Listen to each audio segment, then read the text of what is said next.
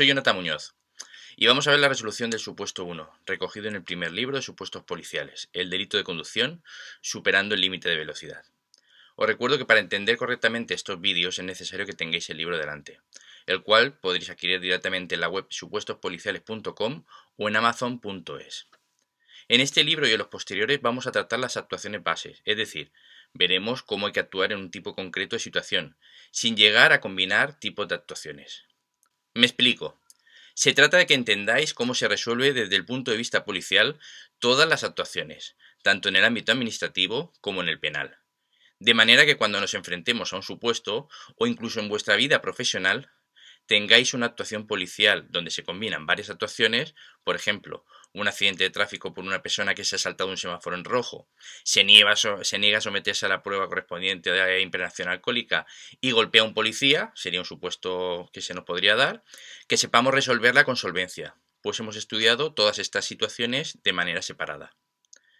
En el caso planteado anteriormente tenemos dos actuaciones en ámbito administrativo, un accidente de tráfico y no respetar la fase roja de un semáforo, y otras dos actuaciones en el ámbito penal, un delito de negativa a someterse a las correspondientes pruebas de alcoholemia y un delito de atentado contra un agente de la autoridad. Pues bien, cada uno de ellos los estudiaremos de manera individual, sabiendo cómo tenemos que resolverlo y qué párrafos base son los que tenemos que utilizar. Y cuando se nos dé un supuesto donde se combinen varias situaciones, como el propuesto ahora mismo, dispondréis de las herramientas para poder solucionarlo con solvencia.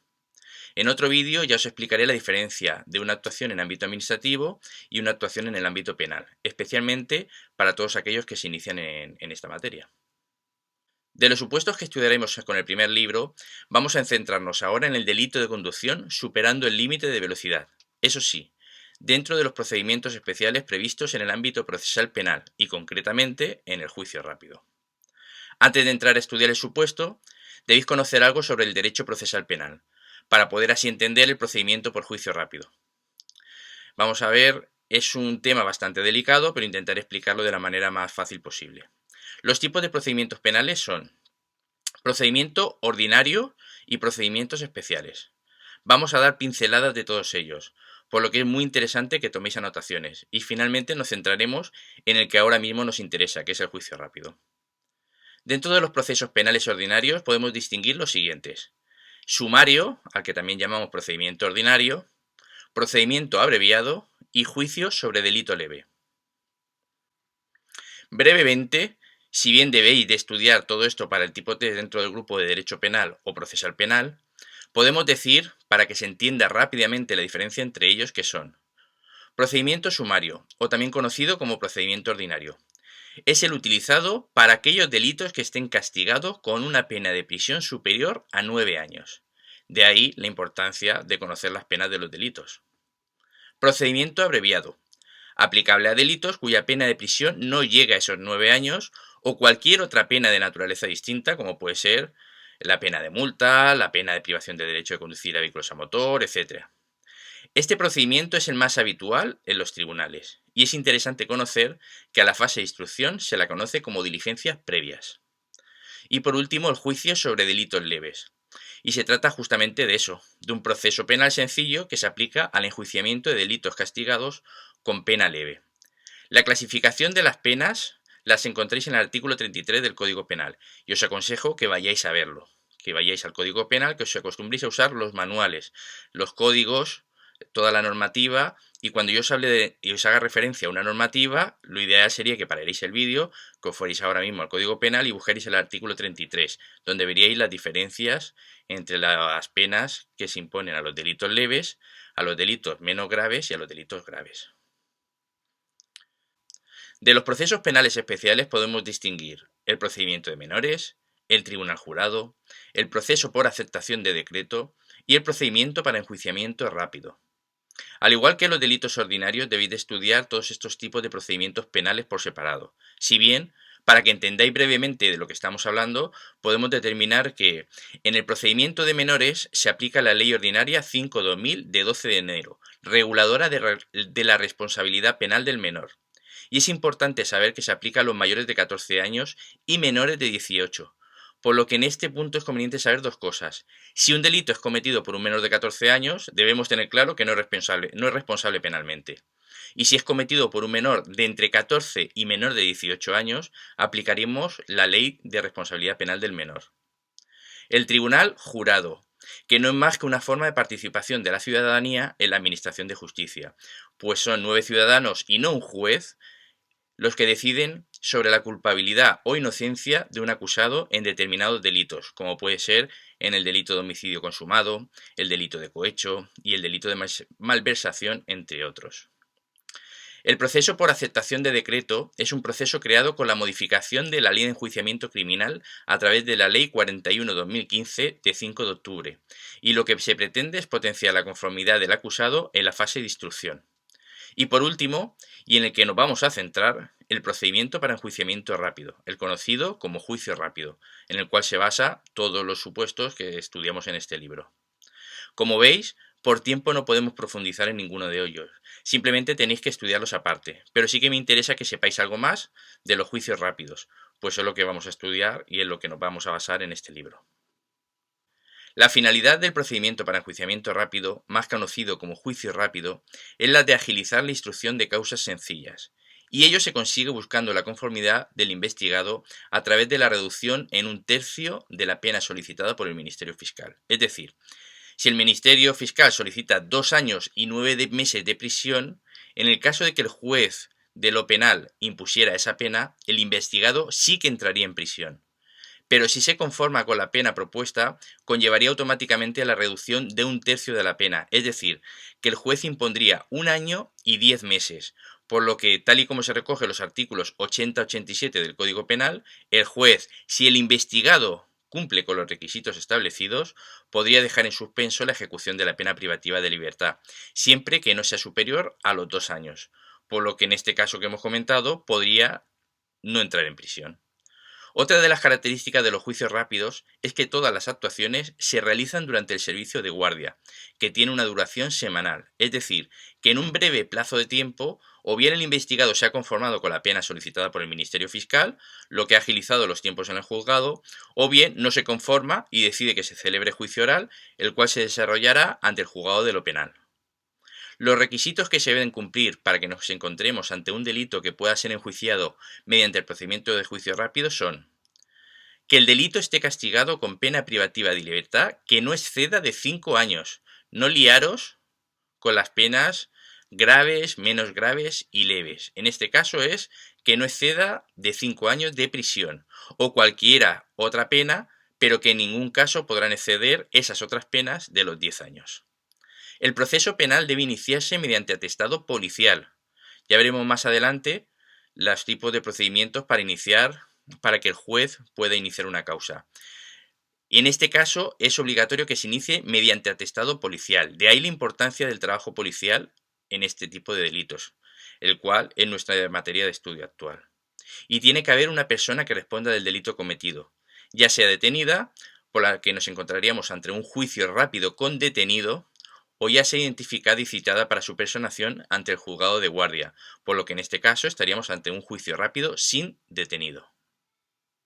Siempre que tengamos un supuesto o actuación policial, cuando seamos policías, en el ámbito penal, para determinar si debemos seguir el procedimiento especial de enjuiciamiento rápido o no, nos deberemos hacer 3 preguntas, las cuales las tenéis recogidas en la página 10 del libro.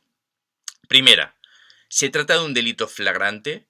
Si no lo es, directamente ya no estamos ante el supuesto de juicio rápido. Un delito flagrante es aquel que se comete cuando el autor es sorprendido en el momento de cometer la infracción. Por lo tanto, nos encontramos ante un delito flagrante cuando el delincuente es detenido en el momento de cometer el delito. Por ejemplo, un control de alcoholemia con resultado positivo e influencia en la conducción, una negativa a someterse a las pruebas de alcoholemia, un robo con fuerza donde se detiene en el lugar de los hechos al autor, etc. Y también cuando es detenido o perseguido inmediatamente después de haberlo consumado. Por ejemplo, ese mismo robo con fuerza donde el autor huye y es detenido tras ser perseguido. Tiene sus matices, pero no nos vamos a detener en esta materia. Segunda, ¿es alguno de los delitos susceptibles de ser enjuiciado por juicio rápido?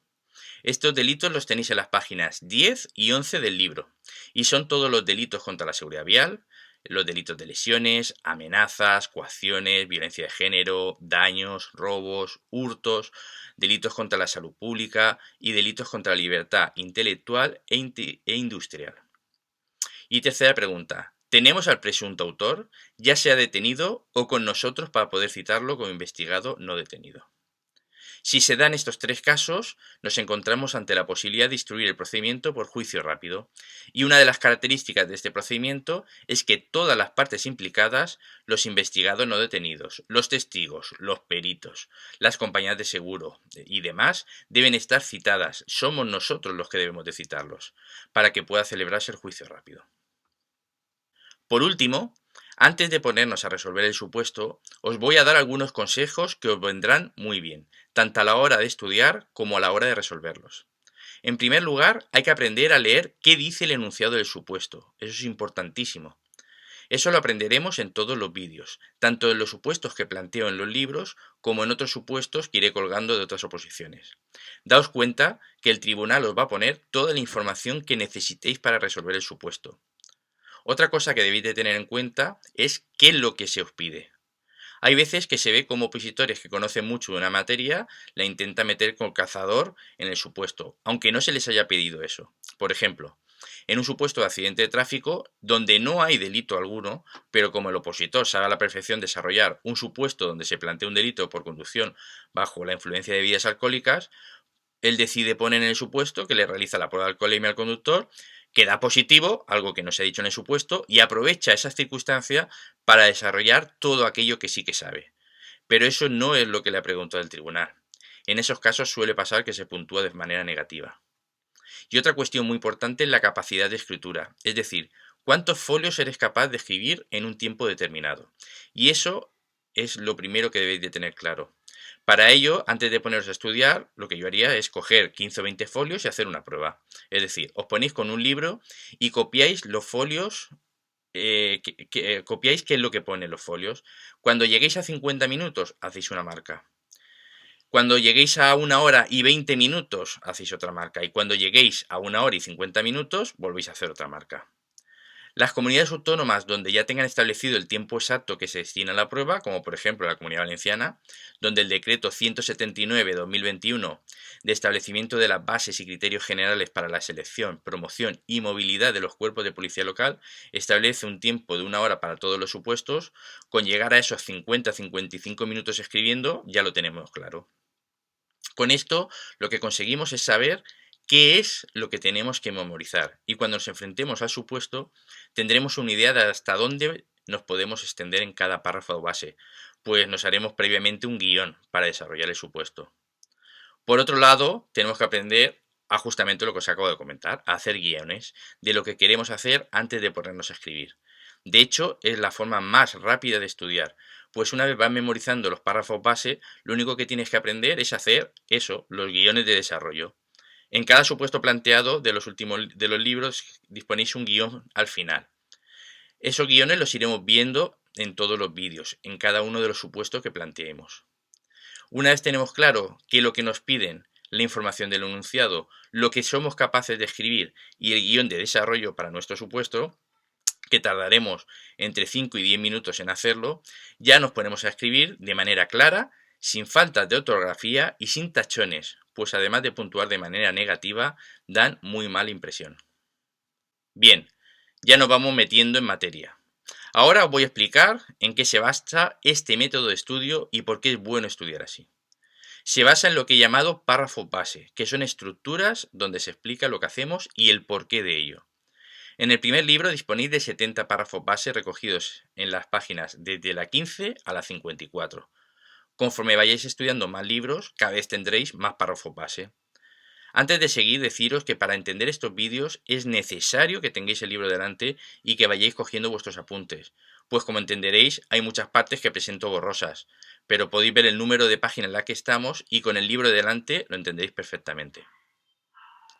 Pues bien, en este caso cogemos el párrafo 2, vía competencia municipal, y dice: dado que el vehículo se encuentra circulando por una vía municipal, Corresponde la investigación del hecho a los agentes del cuerpo de la policía local del municipio, según se desprende del artículo 7 del Real Decreto Legislativo 6/2015 de 30 de octubre, por el que se aprueba el texto refundido de la Ley sobre Tráfico, Circulación de Vehículos a Motor y Seguridad Vial. Es decir, siempre que nos encontremos ante un supuesto que tenga que ver con el tráfico en casco urbano, podremos poner este párrafo. Como veis, estamos diciendo que la competencia para la investigación de un hecho concreto, ya sea un delito o un accidente de tráfico, corresponde a la policía local e incluimos la normativa que lo avala. En algunos casos ponemos más información que iremos viendo conforme vayamos avanzando, pero como os he dicho antes, interesa mucho la capacidad de escritura que tengáis, porque de poco vale que memoricéis un supuesto donde escrito supone 14 folios si solo tenéis capacidad de escribir 8. Por lo que os iré guiando para que sepáis las cosas que no deben faltar en los supuestos base y las que podéis obviar. Si bien, aunque no las memoricéis, conviene que la tengáis en cuenta, pues enriquecen vuestra actuación. Veréis cómo después los supuestos policiales planteados se resuelven con estos párrafos, por lo que aunque veáis muchas páginas, realmente son organización de los párrafos base y copia de estos. Lo vais a entender mejor más adelante. Bueno, pues ya hemos llegado a lo que realmente nos interesa, la explicación del primer supuesto.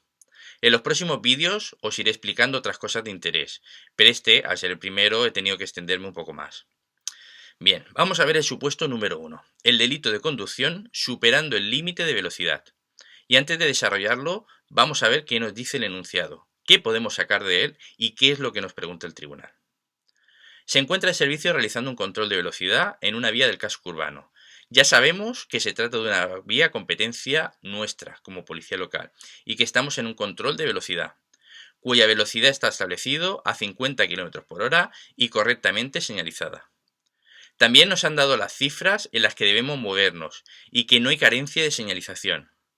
Antes de llegar al control policial, han colocado a un agente con un radar móvil, el cual les informa que ha captado a un vehículo circulando a 132 km por hora, siendo interceptado el conductor posteriormente en su punto de control. Es decir, otro compañero tiene una prueba a través del radar móvil de que la persona que tenemos delante, pues lo hemos interceptado en el punto de control, ha superado en 82 km por hora la velocidad permitida.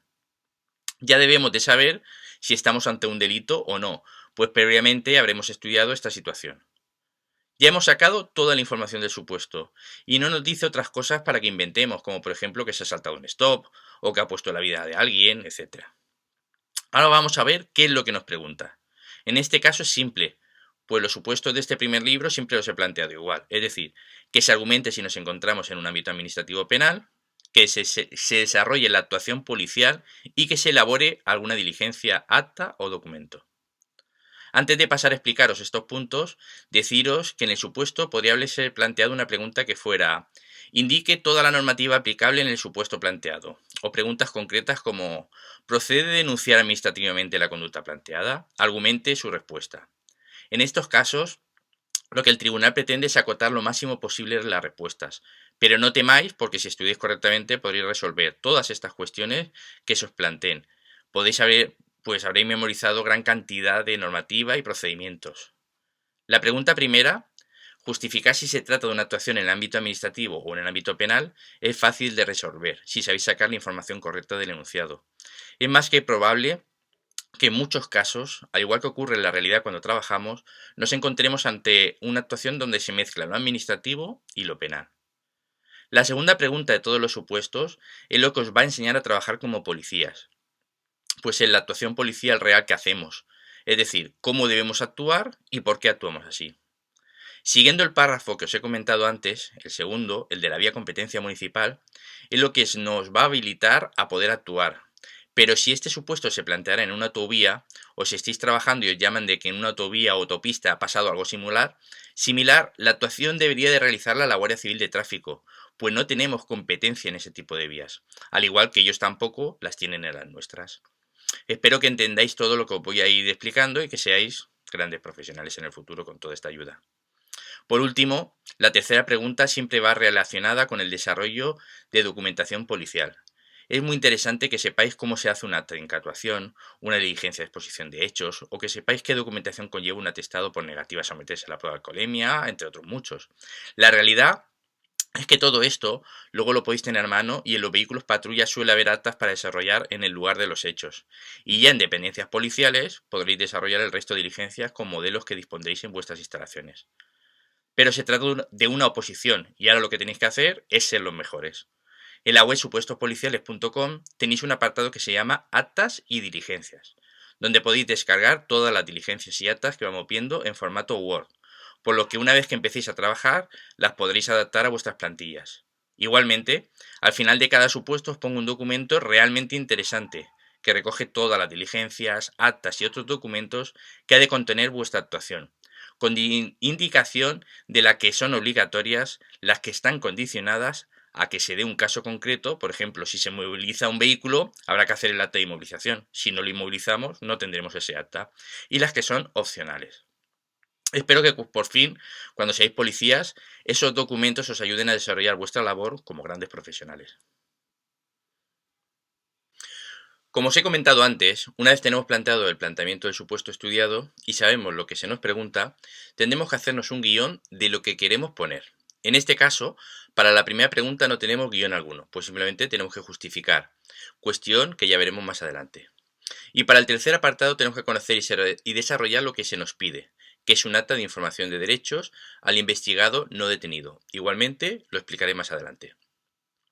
Pero para la resolución del segundo apartado, que como os he indicado se trata de la actuación policial que debemos llevar a cabo, sí que es realmente interesante que desarrollemos un guión, y en el supuesto planteado sería el siguiente.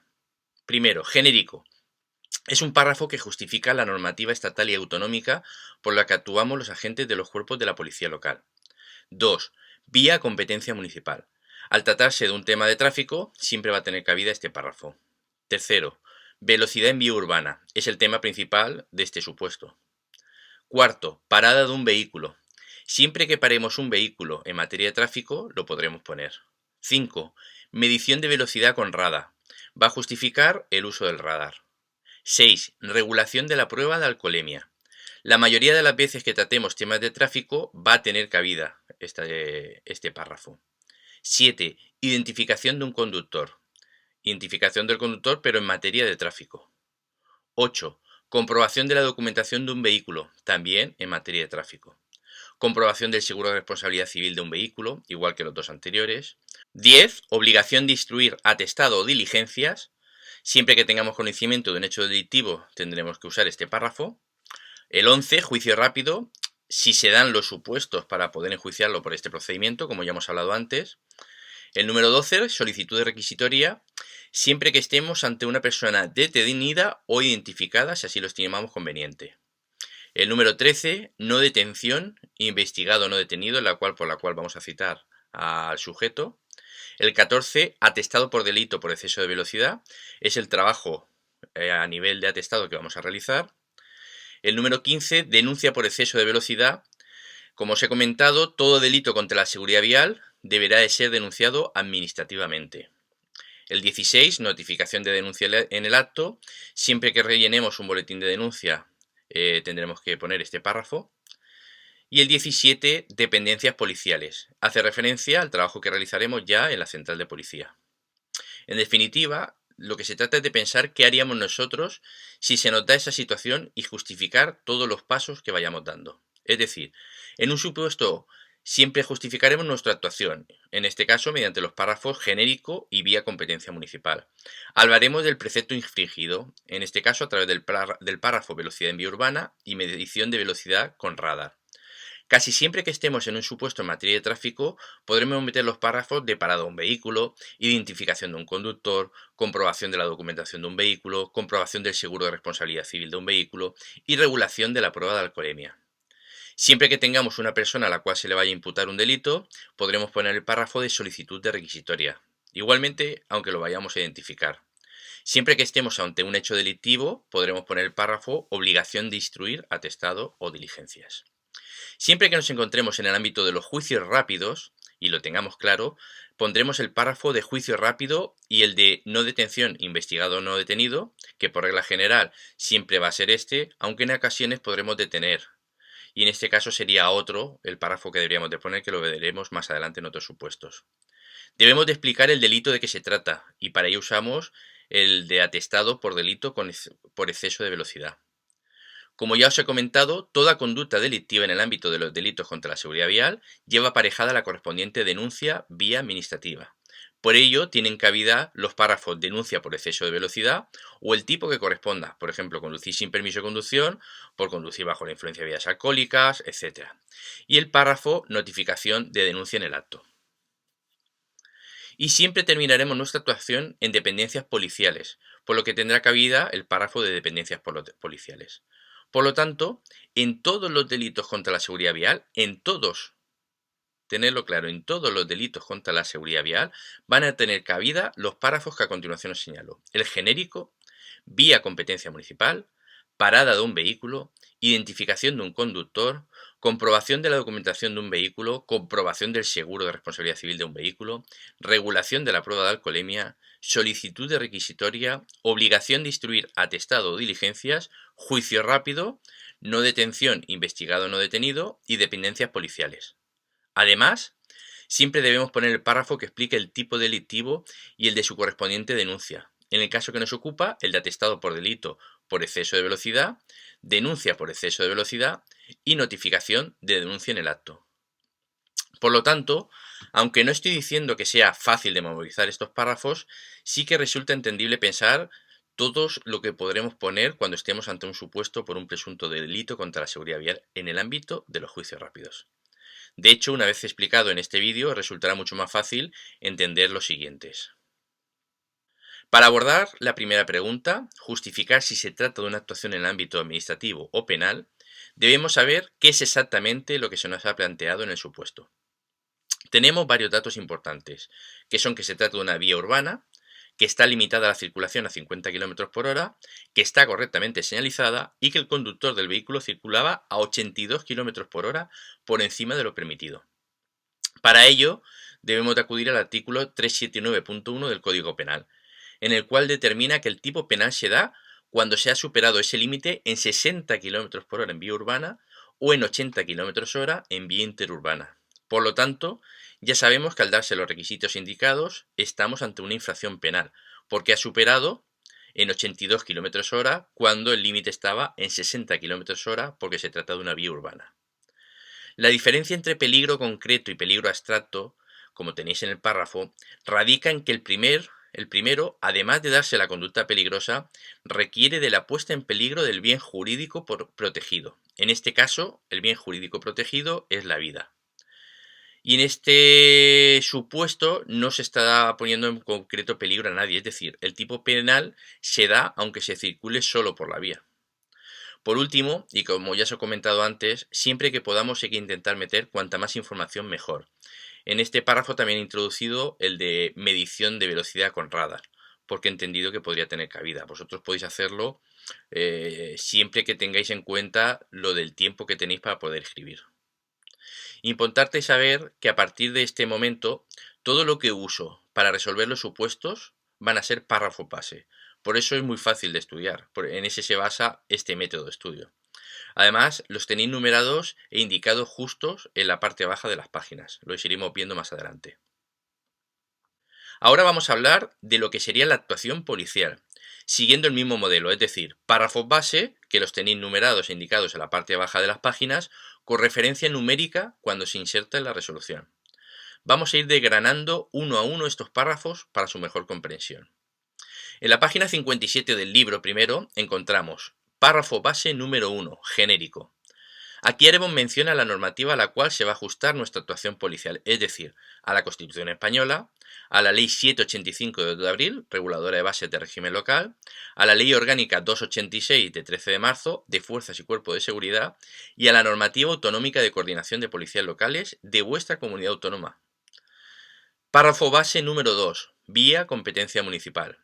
Es en el Real Decreto 6/2015 de 30 de octubre por el que se aprueba el texto refundido de la Ley sobre Tráfico, Circulación de Vehículos a Motor y Seguridad Vial, donde se establecen las competencias municipales en el ámbito del tráfico y por ende las que nos corresponden a los cuerpos de policía local. Es decir, si hay un accidente de tráfico en una autopista, correspondería la actuación a la unidad de tráfico de la Guardia Civil. Nosotros acudiríamos en un momento dado en apoyo, pero la actuación la llevarían a cabo ellos, Por otro lado, si es vía urbana, seríamos los cuerpos de policía local los encargados de actuar, sirviendo de apoyo, en este caso, las unidades de tráfico de Guardia Civil. El párrafo 3, velocidad en vía urbana. Hay que conocer los límites de velocidad recogidos en el Real Decreto 1428/2003, por el que se aprueba el Reglamento General de Circulación, que son los que tenéis ahí puestos. Este párrafo podéis ponerlo siempre que tratemos materias de tráfico, ya sea en el ámbito penal o en el ámbito administrativo. Párrafo base número 6. Parada de un vehículo.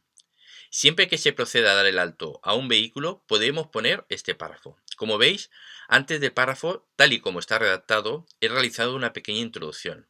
Al final de lo que se trata es de que memoricéis estos párrafos con vuestras propias palabras. Eso sí, no llegando a usar un lenguaje coloquial. Además, intentar memorizar los artículos que os voy poniendo. En caso de duda, el día del examen, más vale no poner el artículo y hacer referencia únicamente a la normativa. Pero recordad que se trata de una prueba y hay que intentar superar con la máxima nota, no sirve solo con aprobar. Párrafo base número 25. Medición de velocidad con radar. Siempre que hablemos de este tipo de aparatos, ya sea un cinemómetro, un etilómetro o un sonómetro, haremos referencia a su correspondiente ITC, que es la Instrucción Técnica Complementaria, así como a los márgenes de error que establecen. Este párrafo, por ejemplo, es muy específico y únicamente tendrá cabida cuando tratemos esta materia. En la página 58 del libro, primero encontramos el párrafo base número 29, regulación de la prueba de alcoholemia. Este es un párrafo que podremos introducir en muchos supuestos, ya sea en un ámbito penal o en un ámbito administrativo. Por ejemplo, si el supuesto trata de una bicicleta que se salta un semáforo en rojo y ha provocado la caída de un peatón, tendría cabida perfectamente este párrafo. Como este, hay algunos párrafos base a los que podremos sacarle muchísimo partido. En este caso hacemos alusión al Real Decreto 1428/2003 de 21 de noviembre, por el que se aprueba el Reglamento General de Circulación, donde se regula la prueba de alcoholemia. Hacemos mención a la posible infracción penal en caso de negativa y, salvo que se diga lo contrario, resolveremos siempre diciendo que el resultado arrojado es 0,0 miligramos por litro en aire expirado, pues así no abriremos el supuesto más de lo necesario y que además es que no nos están preguntando sobre ello. Encontramos también el párrafo base número 7, identificación de un conductor. Otro párrafo que podemos usar bastante y que justifica la base legal por la que identificamos al conductor de un vehículo. Encontramos también el párrafo base número 8, comprobación de la documentación de un vehículo. Al igual que en el caso anterior, siempre que tengamos en el supuesto una actuación con un vehículo, podremos poner este párrafo. En nuestra vida profesional es algo habitual comprobar documentaciones, tanto personales como de vehículos, pues aquí tenemos el motivo por el cual justifica nuestra actuación. En la página 59 del libro primero encontramos los siguientes párrafos. Párrafo base número 9. Comprobación del seguro de responsabilidad civil de un vehículo. Al igual que en los casos anteriores, otro párrafo a usar cuando actuemos con vehículos. Aquí hay que recordar que la denuncia administrativa se hará mediante boletín de denuncia de la Jefatura Provincial de Tráfico, no mediante denuncia municipal. Esto ya lo explicaré también más adelante en otros supuestos. También encontramos el párrafo base número 19, obligación de instruir atestado o diligencias. Otro párrafo importante, pero en este caso cuando estemos en un ámbito penal. Ahí debemos tener en cuenta, tanto para nuestro estudio como para cuando estemos desarrollando nuestra vida profesional, que estamos obligados, y obligados en mayúscula, a instruir atestado o diligencias de prevención cuando existan indicios suficientes que nos hagan presumir la comisión de un hecho punible, es decir, que pueda ser castigado conforme al Código Penal. No podemos ser conocedores de la comisión de un hecho delictivo y no hacer nada. Además, no cuesta nada hacer una diligencia de prevención y curarse en salud. En otros supuestos os explicaré las diferencias entre atestado y diligencias de prevención. Como veis, este párrafo se basa en la Ley de Enjuiciamiento Criminal. Más adelante hablaremos de ella junto al Código Penal. Y tiene dos partes, una donde establece la obligación de instruir y otra que habla de la remisión de copias. Esta última parte, en caso de que vuestra capacidad de escritura no lo permita, es la que tendremos que obviar. También encontramos el párrafo base número 18, juicio rápido. Este párrafo lo vamos a usar siempre que detectemos que podemos usar el procedimiento de enjuiciamiento rápido, que como hemos comentado anteriormente, tiene que responder a tres preguntas. Primero, ¿se trata de un delito flagrante? Segundo, ¿es alguno de los delitos susceptibles de ser enjuiciado por juicio rápido? Y tercero, ¿tenemos al presunto autor, ya sea detenido con nosotros para poder citarlo? Es decir, detenido o que lo tengamos sin detener, pero que podamos citarlo como investigado no detenido. Como entenderéis, en este libro aparecerá en todos los supuestos. También debéis tener cuidado, porque si se trata de un delito que se puede enjuiciar por juicio rápido y no lo hacéis, os penalizará en el supuesto. En el trabajo diario también debemos tener en cuenta esto para hacer las cosas de una u otra manera, pues una de las cuestiones más importantes es la citación de todas las partes implicadas. También encontramos el párrafo base número 16, solicitud de requisitoria. Otro párrafo que tiene cabida siempre que identifiquemos a alguien. Ahora bien, debí tener cuidado porque podemos solicitar requisitoria y antecedentes también a través del Cuerpo Nacional de Policía. Lo ideal es que cuando os presentéis en un sitio sepáis si hay Cuerpo Nacional de Policía o si hay Guardia Civil, y así lo podéis acoplar al sitio. Para lo que no sepáis lo que es una requisitoria, os comento que se trata de un mandamiento expedido por la autoridad judicial en el que se ordena el llamamiento, la localización y la puesta a disposición judicial de una persona sometida a un proceso penal. Es decir, si identificáis una persona y la requisitoria es positiva, habrá que ponerlo a disposición de la autoridad judicial. Cosa distinta son los antecedentes, que pueden ser penales o policiales, y estos últimos dependerán de la base de datos que se consulte. Es posible que una persona no tenga antecedentes policiales en la base de datos del Cuerpo Nacional de Policía, pero sí que le aparezcan en la de la Guardia Civil. También encontramos el párrafo número 20, no detención, investigado no detenido. En este punto nos tenemos que detener un poco, pues creará multitud de dudas tanto en los estudiantes como en los profesionales. La primera pregunta que se nos puede venir a la cabeza es ¿por qué no vamos a detener al autor de un delito?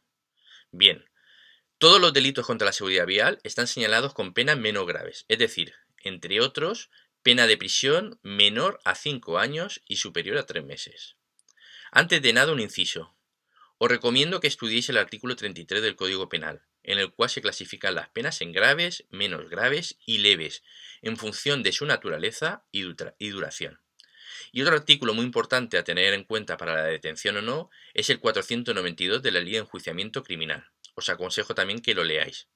De partida, el propio legislador no ha dejado una redacción clara del citado artículo, y tampoco ha sido modificado o corregido posteriormente, lo que ha generado opiniones diferentes al respecto. En el apartado segundo y tercero del artículo 492 habla de la figura del procesado, y esta solo se utiliza en el procedimiento sumario. ¿Os acordáis que antes hemos hecho una clasificación rápida del procedimiento procesal penal, indicando que había dos grandes grupos? Estaban los procedimientos ordinarios y los procedimientos especiales, entre los que se encuentran los juicios rápidos. Y dentro de los procedimientos ordinarios teníamos el sumario, que se usa para delitos con pena de prisión superior a 9 años. Es decir, si la figura de procesado se usa únicamente en el procedimiento sumario, este tipo de procedimiento se usa para delitos con pena superior a 9 años.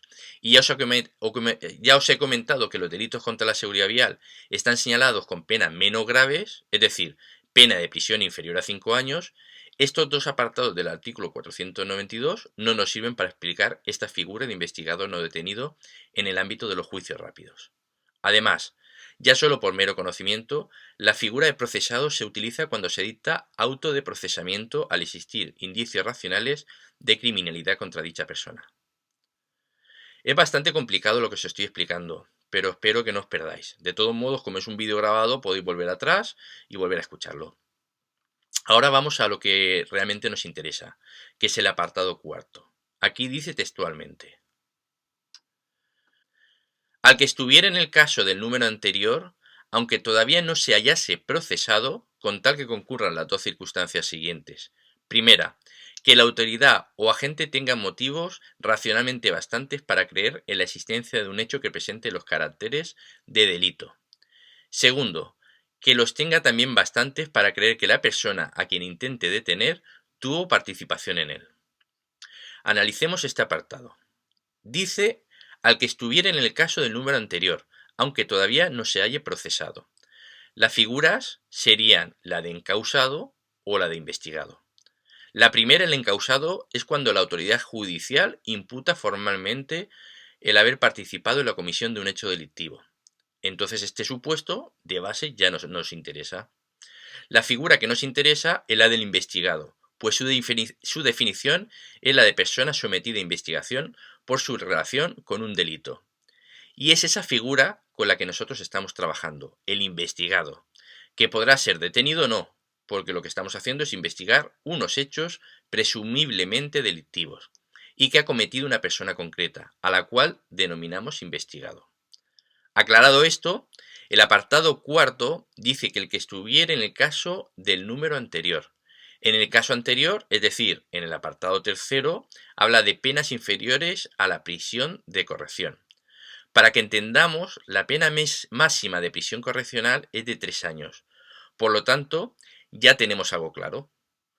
Podremos no proceder a la detención de los investigados por delitos cuya pena no exceda de 3 años de prisión, y siempre que sus antecedentes o las circunstancias del hecho nos hagan presumir que comparecerá cuando fuere llamado por la autoridad judicial. Al tratarse de un delito mediante enjuiciamiento rápido, seremos nosotros, mediante citación judicial, los que haremos ese llamamiento para que comparezca ante la autoridad judicial. Pero, ¿qué pasa con los delitos de más de 3 años de prisión? Pues ahí viene uno de los problemas de la narración de este apartado cuarto del artículo 492 de la Ley de Enjuiciamiento Criminal, que no está contemplado. El resumen de todo esto es tener claro los siguientes conceptos. Primero, si una persona ha cometido supuestamente un delito y hay indicios racionales de que lo incriminen, se podría proceder con su detención para presentarlo a la autoridad judicial y no por ello caer en una detención ilegal. Segundo, pero no debemos temer a la hora de usar la figura de imputado no detenido, especialmente en delitos castigados con penas menos graves, y si la persona investigada, en base a sus antecedentes y circunstancias del hecho, nos da confianza de que comparecerá cuando fuere llamado ante el juez. Se trata de una figura que, además de garantista, nos protege de realizar cualquier detención fuera de los casos previstos, ya que lógicamente no existe detenido. Dicho esto, otra cosa que debemos tener claro es que tanto si la persona investigada está detenida como si no, se le tiene que informar de los derechos que se le atribuyen. Es decir, hay que indicarle el por qué está siendo investigado. Y además hay que hacer la correspondiente lectura de derechos, y la reflejaremos mediante acta, que deberá ser firmada por el investigado. Los derechos se encuentran recogidos en el artículo 520 de la Ley de Enjuiciamiento Criminal. Y además tenéis un modelo en la web supuestospoliciales.com en el apartado Actas y Diligencias. Como habéis visto, este párrafo es muy extenso y aunque da mucha información, creo que por capacidad de escritura es uno de los que tendréis que adaptar para no pasaros de tiempo. Otro párrafo, en esta página 60 del libro, también encontramos los siguientes párrafos. El párrafo base número 24, atestado por delito por exceso de velocidad. Cada uno de los delitos que veamos, tanto en este libro como en los posteriores, tendrá un párrafo que destinaremos a hablar, ya sea del atestado o de las diligencias de prevención que haya que confeccionar.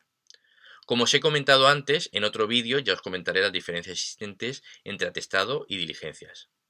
Este párrafo nos sirve para indicar qué diligencias, actas y otros documentos vamos a incluir en el atestado que realicemos. Por supuesto que las diligencias y actas comunes a todos no lo mencionaremos, como puede ser la diligencia de identificación, la de exposición de hechos, etc. Pero, por ejemplo, tal y como tenéis en el libro, hay diligencias que en este delito concreto es interesante que estén, como puede ser la de fotograma del lugar de los hechos, la de inspección ocular de la vía y todas las demás que ahí tenéis. Pensar que somos los ojos del juez. Somos los que estamos en el lugar de los hechos y tenemos que plasmar todos los datos de forma objetiva y con el máximo número de detalles. De manera que tanto el Ministerio Fiscal, la parte acusadora y la defensa tengan todas las pruebas y detalles para poder hacer bien su trabajo. Especialmente el juez, pues tal y como tenéis en la segunda parte del párrafo base, podrá rebajar en 1 grado la pena de prisión. Sobre las rebajas o aplicación superior de las penas también hablaremos más adelante. En la tercera parte tratamos un tema muy polémico también, que es la asistencia de abogado, y es en base a este artículo por el cual el detenido o el investigado no detenido puede renunciar a la preceptiva asistencia de abogado. La última parte hace una pequeña referencia al concurso de delitos. Este es un tema que debéis de conocer, pero para no extendernos más de lo debido, lo veremos también en otros vídeos. No os preocupéis, que lo que digo de que lo veremos en otros vídeos es totalmente cierto, pues me hago un esquema de estos pequeños apuntes que son muy interesantes para ir tratándolos en varios vídeos. De esa manera podréis asimilar mejor los conceptos y no hacemos un vídeo extremadamente extenso. Pienso que así podréis estudiar y asimilar mejor los conceptos. También encontramos en esta página 61 del libro primero el párrafo base número 26, denuncia por exceso de velocidad. Como ya os he comentado anteriormente, toda conducta delictiva en el ámbito de la seguridad vial lleva aparejada su correspondiente denuncia en el ámbito administrativo.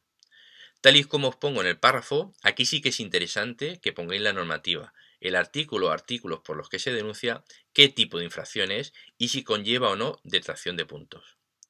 Igualmente, tal y como queda redactado en la segunda parte del párrafo, debemos de indicar qué documentación anexa debemos enviar al órgano instructor. Es fundamental que en la denuncia indiquemos que se ha procedido a confeccionar atestado, con indicación del número del mismo, así como juzgado al que se ha remitido, debiendo incluir en el atestado una copia de la denuncia, porque no se puede denunciar un mismo hecho por dos vías diferentes, la vía administrativa y la vía penal, en base al principio non bis in idem. Y aquí nos vamos a detener un poco más para que lo entendáis. El principio non bis in idem consiste en no castigar a la misma persona más de una vez por la comisión de un mismo hecho punible. Para no entrar en definiciones y razonamientos jurídicos, y para explicarlo de la forma más sencilla posible, os he comentado antes que toda comisión de un delito contra la seguridad vial lleva aparejada una denuncia en vía administrativa. Me explico. Conducir sin permiso puede ser delito, pero siempre será denunciable vía administrativa, es decir, que se denunciará por el Reglamento General de Conductores. Si una persona conduce sin permiso de conducción un coche, siempre se procederá a denunciarla por vía administrativa, lo cual conllevará una multa que tendrá que pagar. Ahora bien, si se dan los supuestos del tipo delictivo, que lo veremos más adelante en los vídeos dedicados al delito de conducir sin permiso o licencia de conducción, si se dan, conllevarán la correspondiente instrucción de atestado. Pues bien, es posible que se dé el caso de que una persona que haya conducido sin permiso de conducción sea denunciada por dos vías, por vía administrativa y por la vía penal. Pues en este caso es donde se aplica el principio non bis in idem, es decir, si sale condenado en vía penal por un delito de conducción sin haber obtenido nunca permiso o licencia de conducción, no, y repito en mayúscula, no se le podrá imponer una multa en vía administrativa, porque estaríamos sancionando un mismo hecho dos veces. Y este principio lo que protege es al ciudadano de eso mismo. Os pongo otro ejemplo. Imaginemos que paramos un sujeto que da positivo en alcoholemia y carecía de permiso de conducción. Instruimos atestado por dos delitos, por conducir bajo la influencia de bebidas alcohólicas y por carecer de permiso de conducción. Por supuesto, también habrá que denunciarlo administrativamente por ambas conductas. Siempre prevalece la vía penal a la administrativa. Por eso hay que indicar en el boletín de denuncia que se han instruido las correspondientes diligencias en indicar al juzgado al cual se han remitido. También en el atestado habrá que indicar que se ha denunciado los hechos vía administrativa y aportar copias de las denuncias. Imaginemos que el juez condena al sujeto por conducir ebrio, pero no ve el delito de conducción sin permiso, porque luego el sujeto posteriormente aporta un permiso extranjero. Pues bien, será condenado en vía penal por el CIVA y absuelto por el permiso de conducción. Pero en vía administrativa no conllevará sanción alguna por superar la tasa de alcoholemia, pero sí por conducir sin permiso. Eso es el principio non bis in idem, al cual deberemos hacer referencia siempre que nos encontremos ante un supuesto delito contra la seguridad vial. En la página 62 del libro primero encontramos el párrafo base número 15, notificación de denuncia en el acto. Aquí tenéis recogido el artículo de la Ley de Seguridad Vial por el cual se establece que se deberá notificar en el acto al denunciado y cómo hacerlo. Este párrafo, siempre que formulemos una denuncia en materia de tráfico, debemos también de ponerlo. Y por último, el párrafo base número 70, dependencias policiales, que como veis recoge lo que tenemos que hacer ya en la central de policía. Lo de la serie documental se refiere a la numeración que le daremos según realicemos una incidencia, un informe policial, unas diligencias, etc., que cada cuerpo policial tendrá establecido. Muy importante también el artículo de la Ley de Enjuiciamiento Criminal, que tenéis en la última parte. Ahora nos queda ver la última parte, la información de derechos al conductor. En este caso concreto, como no vamos a detener al sujeto, pero sí que tendrá la condición de investigado por el delito de conducir superando el límite de velocidad, el acta que realizaremos será el de información de derechos al investigado no detenido. Os aconsejo que vayáis memorizando las actas y diligencias que vayan saliendo en los supuestos. Incluso si tenéis tiempo, en la web supuestospoliciales.com disponéis de más de 70 documentos, entre actas, diligencias y otros, y seguiré subiendo conforme vayamos avanzando. Ir estudiando todos ellos. La cuestión es saber redactar un documento concreto si os lo piden en el examen. En la práctica real, estos documentos ya suelen estar redactados y a mano. De hecho, si no los tenéis en vuestras plantillas, podéis descargarlos de la web, que los tenéis en formato Word, y adaptarlos. Están ahí colgados para que los use quien quiera. Cuando pongo NIP significa número de identificación profesional, y es el número que se os asigna cuando sois policías, como medio de identificación. Es decir, trabajando nos identificamos a través de ese número, no a través de nombre, apellidos y DNI. Ahora viene una de las partes más importantes del libro, y realmente de las que más os pueden ayudar en vuestra carrera profesional a la hora de redactar un atestado. En este caso lo tenéis en las páginas 66 y 67, pero al final de cada delito tendréis este documento.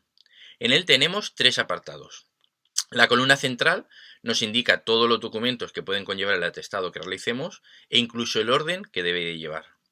La primera columna nos dice si el documento es de realización obligatoria, es decir, donde pone un sí es que hay que hacer ese documento. También nos indica aquellos documentos que son opcionales, es decir, que dependerán de que el instructor decida o no realizarlos o que así estén contemplados en los protocolos internos de trabajo que tengáis. Y por último están los documentos que están condicionados. Por ejemplo, el documento comparecencia por agentes policiales estará condicionado a que efectivamente se tome comparecencia a unos agentes policiales por el delito en cuestión.